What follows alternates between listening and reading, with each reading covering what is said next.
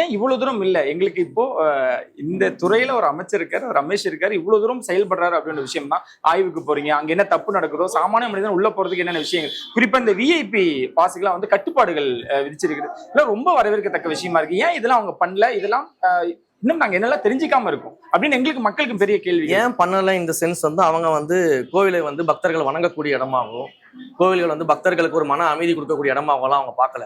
அவங்கள பொறுத்த வரைக்கும் கோவில வந்து எவ்வளவு தூரம் கமர்ஷியல் ஆக்க முடியுமோ அவ்வளவு தூரம் கமர்ஷியல் ஆக்கிட்டாங்க. ஸோ கோவில் மூலியமாக கொண்டு வரக்கூடிய திட்டங்கள், ஏன்னா நான் இவங்க சொல்றாங்கல்ல சோஃபா மாடல்னு, அறநிலையத்துறையை பொறுத்த வரைக்கும் இவங்க நடத்தின ஆட்சி வந்து கான்ட்ராக்ட் மாடல்.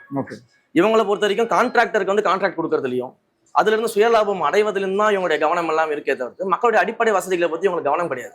அப்ப இது ஒரு கான்ட்ராக்ட் மாடலா தான் அறநிலையத்துறை நடந்துட்டு இருந்துச்சு.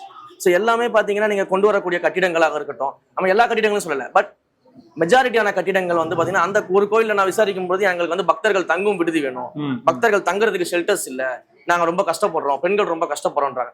அந்த கோயிலுக்கு எது கல்யாண மண்டபம் கட்டுறீங்க? அந்த கோயிலுக்கு ஏன் வணிக வளாகங்கள் கட்டுறீங்க? அந்த கோயிலுக்கு உண்மையிலேயே தேவையானது வந்து பக்தர்கள் தங்கும் விடுதி. அந்த கோயில் உண்மையிலேயே தேவையானது அன்னதான கூடம். அந்த கோயிலுக்கு உண்மையிலேயே தேவையானது இன்னும் 4 எக்ஸ்ட்ரா டாய்லெட்ஸ், கிளீனான மெயின்டெனன்ஸ், கார் பார்க்கிங் வசதி, வாட்டர் ஃபெசிலிட்டிஸ்.